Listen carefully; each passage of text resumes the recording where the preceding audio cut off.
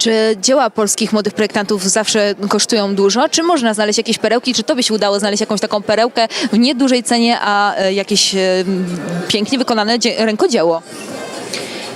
Trudno powiedzieć. Wydaje mi się, że to jest kwestią jakiejś umowy, natomiast uważam, że należy płacić za te rzeczy, gdyż one po prostu wymagają ogromnie dużo pracy.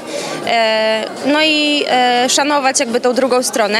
Sama też jestem projektantem i wiem, co to znaczy współpracować.